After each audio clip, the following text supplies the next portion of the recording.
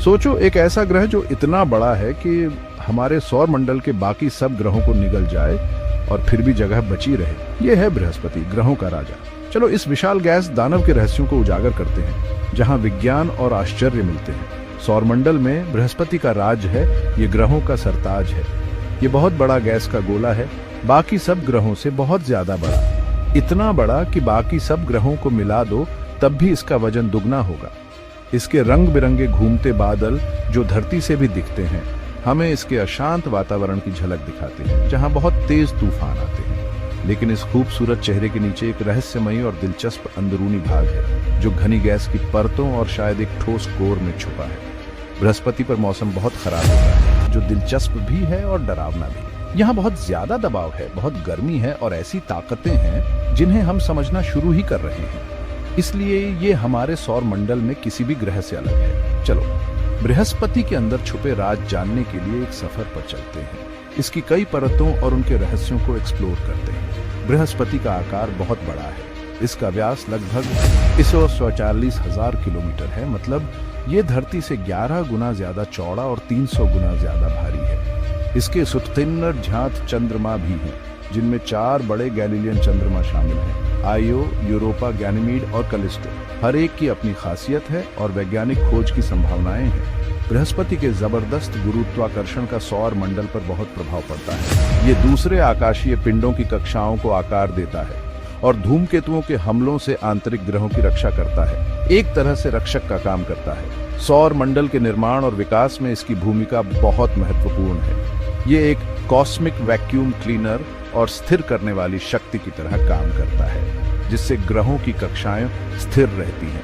बृहस्पति का चुंबकीय क्षेत्र भी किसी भी ग्रह से सबसे मजबूत है, जिससे इसके ध्रुवों पर अद्भुत ऑनरोरा बनते हैं, जो धरती के ऑनरोरा से भी ज्यादा शक्तिशाली हैं। जैसे जैसे हम और गहराई में जाते हैं, हम इसके कोर के रहस्यों को समझना चाहते हैं, जिससे हमें गैस के गोले और सौर मंडल के निर्माण के बारे में जानकारी मिल सकती है और हमारे ब्रह्मांड के पड़ोस की उत्पत्ति पर प्रकाश पड़ सकता है।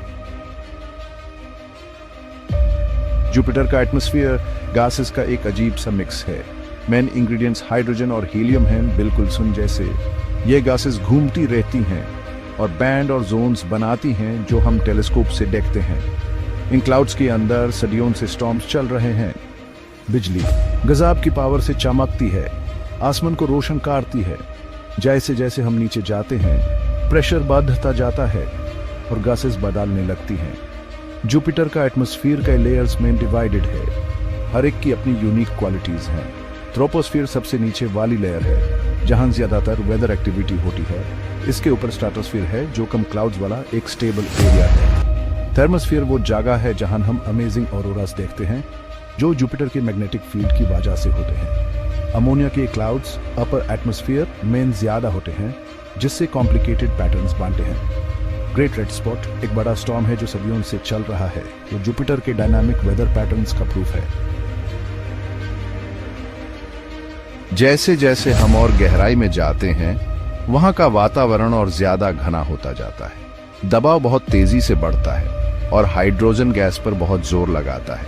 ये भारी दबाव हाइड्रोजन को गैस से लिक्विड में बदल देता है। जरा सोचो, एक पूरा प्लैनेट जितना बड़ा लिक्विड हाइड्रोजन का ओशन। यह अजीबोगरीब चीज धरती पर मौजूद किसी भी चीज से अलग तरह से बिहेव करती है। इसके मॉलिक्यूल्स की वजह से लिक्विड हाइड्रोजन के कुछ यूनिक प्रॉपर्टीज होते हैं। साइंटिस्ट्स इस लिक्विड को स्टडी करके यह समझने की कोशिश करते हैं कि एक्सट्रीम कंडीशंस में यह कैसे बिहेव करता है। जुपिटर के अंदर के सीक्रेट्स को समझने के लिए लिक्विड हाइड्रोजन को समझना बहुत जरूरी है। यह इंफॉर्मेशन हमें जुपिटर के यूनिक एटमॉस्फेयर की तुलना अपनी अर्थ से करने में मदद करती है, और यह फ्यूचर के स्पेस एक्सप्लोरेशन और टेक्नोलॉजी के डेवलपमेंट का रास्ता भी खोलता है।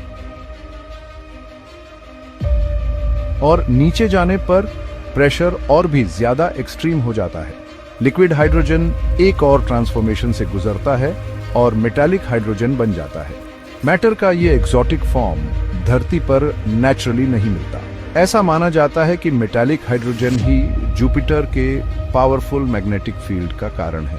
यह एक फैसिनेटिंग एग्जाम्पल है कि कैसे एक्सट्रीम कंडीशंस मैटर के बिजार स्टेट्स बना सकते हैं। मेटालिक हाइड्रोजन यूनिक प्रॉपर्टीज दिखाता है, जैसे हाई इलेक्ट्रिकल कंडक्टिविटी और कुछ टेम्परेचर्स पर सुपर कंडक्टिविटी। ये प्रॉपर्टीज मेटालिक हाइड्रोजन को जुपिटर का इमेंस मैग्नेटिक फील्ड जनरेट और सस्टेन करने देते हैं, जो हमारे सोलर सिस्टम के किसी भी प्लैनेट में सबसे स्ट्रॉन्गेस्ट है। मैग्नेटिक फील्ड सोलर विंड के साथ इंटरैक्ट करके जुपिटर के पोल्स पर स्टनिंग ऑरोरास भी बनाता है। सच में मेटालिक हाइड्रोजन की स्टडी हमें स्पेस में एक्सट्रीम कंडीशंस में होने वाले एक्स्ट्रॉर्डिनरी फिनोमेना की एक झलक दिखाती है।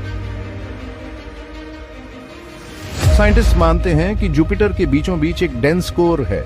इस कोर की असली स्ट्रक्चर अभी भी एक मिस्ट्री है। कुछ थ्योरीज बताती हैं कि ये एक रॉकी अर्थ जैसा कोर है, जबकि कुछ का कहना है कि ये कोर अजीब आइस से बना है।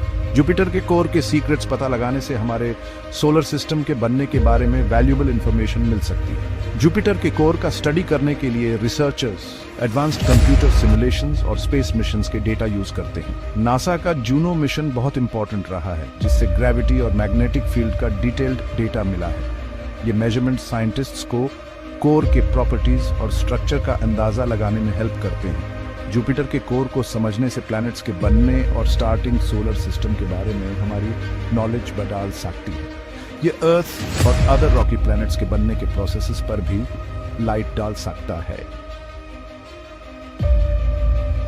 छठा भाग, द ग्रेट रेड स्पॉट, सदियों से चला आ रहा तूफान।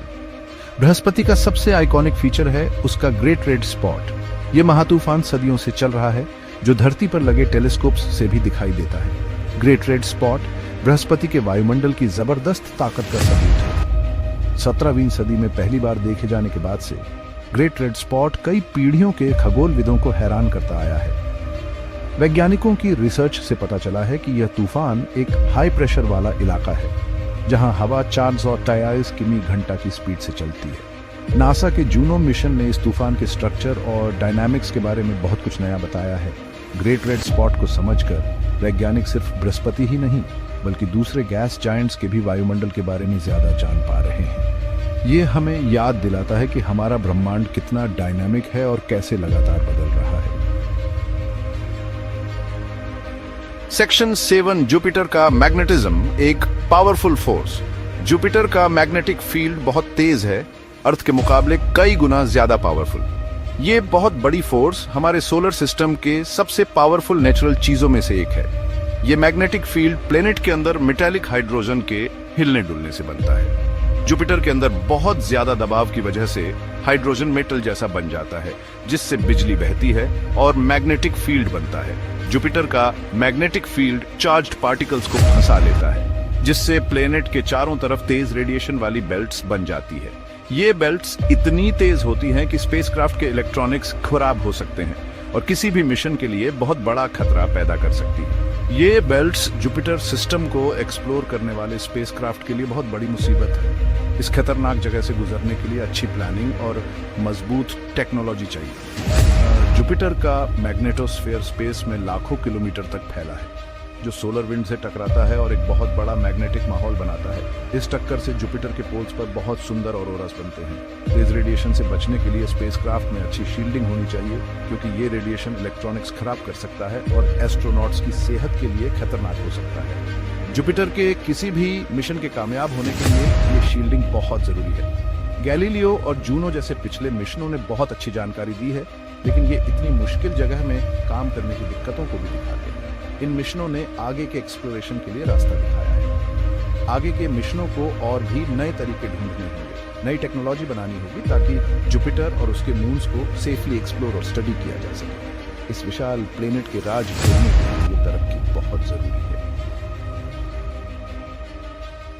सेक्शन 8, रहस्यों से पर्दा उठाते हुए जूनो मिशन।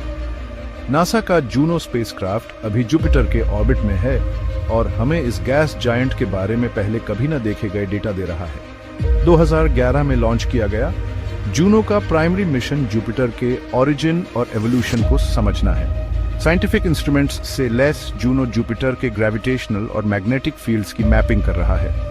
माइक्रोवेव रेडियोमीटर और जूनो कैम जैसे इंस्ट्रूमेंट्स जुपिटर के एटमॉस्फेयर और वेदर सिस्टम्स के बारे में डिटेल्ड इंसाइट्स दे रहे हैं। जूनो का यूनिक पोलर ऑर्बिट इसे जुपिटर के पोल्स और ऑरोरास की स्टडी करने की अनुमति देता है, जिससे प्लैनेट पर एक नया पर्सपेक्टिव मिलता है। जूनो से मिलने वाला डेटा जुपिटर के इंटीरियर और उसके फॉर्मेशन की हमारी समझ को बदल रहा है। यह हमें बादलों के नीचे छिपे सीक्रेट्स को जानने में मदद कर रहा है, जिसमें उसके कोर का कॉम्पोजिशन और डायनामिक्स भी शामिल है। जूनो द्वारा की गई डिस्कवरीज न केवल जुपिटर के बारे में हमारे नॉलेज को बढ़ा रही हैं, बल्कि हमारे सोलर सिस्टम के फॉर्मेशन पर भी प्रकाश डाल रही हैं। भाग 9, उपसंहार, हमारे उद्गम की एक झलक। बृहस्पति को पढ़ने से हमें पता चलता है कि हमारे सौर मंडल और उससे भी आगे गैस के बड़े बड़े ग्रह कैसे बनते हैं। घूमते हुए बादलों और विशाल तूफानों वाला यह विशाल ग्रहों के बनने के शुरुआती दिनों को समझने की चाबी है। बृहस्पति को समझकर हम उन तरीकों के बारे में सीखते हैं जिनसे हमारा अपना ग्रह और ब्रह्मांड में फैले अनगिनत दूसरे ग्रह बने। बृहस्पति से मिला डेटा हमें हमारे सौर मंडल के इतिहास की पहेली को सुलझाने में मदद करता है।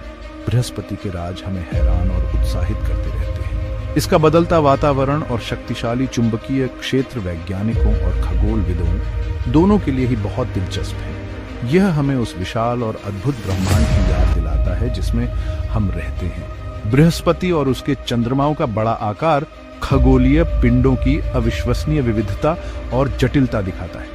जूनो अंतरिक्ष यान जैसे आगे आने वाले मिशन बृहस्पति के वातावरण और चुंबकीय क्षेत्र में और गहराई तक जाने की कोशिश करेंगे और ज्यादा राज खोलेंगे। ये मिशन हमारे ज्ञान को बढ़ाने और अंतरिक्ष की खोज की सीमाओं को आगे बढ़ाने के लिए बहुत जरूरी है। आने वाला यूरोपा क्लिपर मिशन बृहस्पति के चंद्रमा यूरोपा की खोज करेगा, इसकी बर्फीली परत के नीचे जीवन के संकेत ढूंढेगा। यह मिशन शायद हमारी इस समझ को पूरी तरह बदल सकता है कि पृथ्वी के अलावा जीवन कहां हो सकता है। हर खोज हमें हमारे सौर मंडल की शुरुआत और पृथ्वी के बाहर जीवन की संभावना को समझने के करीब लाती है। इन मिशनों से मिलने वाला डेटा हमारे ज्ञान को बढ़ाता है और हमारी जिज्ञासा को जगाता है। जैसे जैसे हम खोज करते रहते हैं, बृहस्पति जिज्ञासा की निशानी बना रहेगा और आगे आने वाली अनंत संभावनाओं का सबूत है। इसके रहस्यों को जानने का सफर ब्रह्मांड में अपनी जगह समझने का सफर है। चलो हम सब मिलकर ब्रह्मांड के रहस्यों को खोजते रहें। नॉलेज टीवी को सब्सक्राइब करना मत भूलना, आपके ज्ञान के सभी स्रोतों के लिए आपका अपना चैनल।